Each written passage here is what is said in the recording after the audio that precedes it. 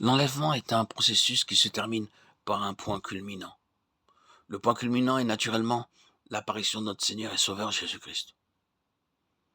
Tout le cours de l'expérience chrétienne, quand elle est menée à bien par Dieu, est celle d'une transition ou d'un enlèvement des choses terrestres en faveur des choses célestes.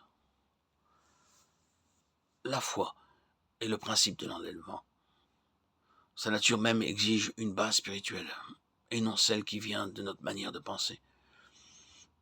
Elle demande ce qui est céleste et non ce qui est de la terre.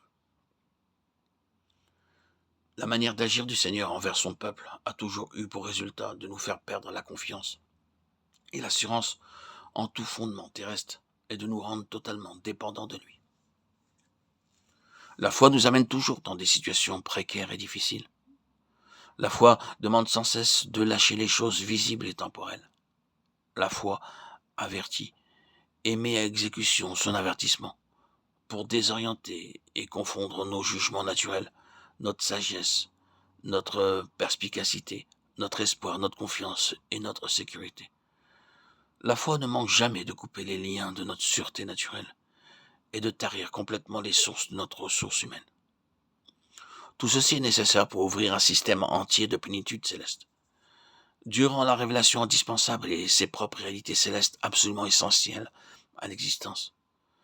De cette façon, il nous rencontre dans une sorte de défi d'exigence. Une crise est provoquée, un pas dans l'obéissance de la foi est demandé. Et quand ce pas est fait, c'est un pas ascensionnel qui nous donne une position spirituelle où nous voyons ce que nous n'avions pas connu auparavant.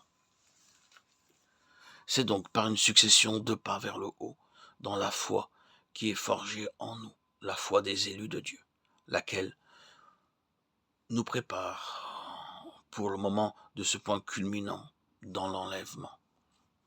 C'est la foi corporative dans le corps entier de Christ, prouvant à être ce qu'il est vraiment, un corps céleste, qui provoquera la venue de Christ.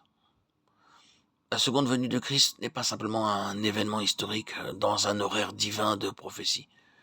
C'est le point culminant de la foi dans le corps de Christ. La foi qui a détaché entièrement ce corps du monde et de ce qui est purement terrestre, même s'il s'agit de choses et systèmes religieux.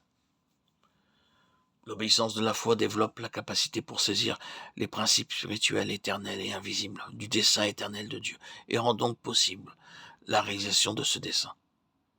C'est sûrement le principe qui traverse Hébreux 11 comme un résumé de la nature et du cours de la foi.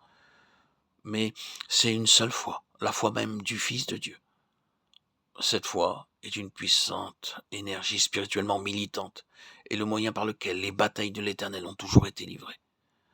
C'est ainsi que le grand conflit final avec la hiérarchie satanique conduira à un dénouement victorieux par la foi de Christ triomphant dans son Église.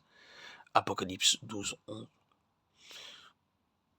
Alors, la souveraineté des cieux sera établie par l'Église sur les portes de l'enfer. Et le monde ressentira l'impact de cette foi triomphante.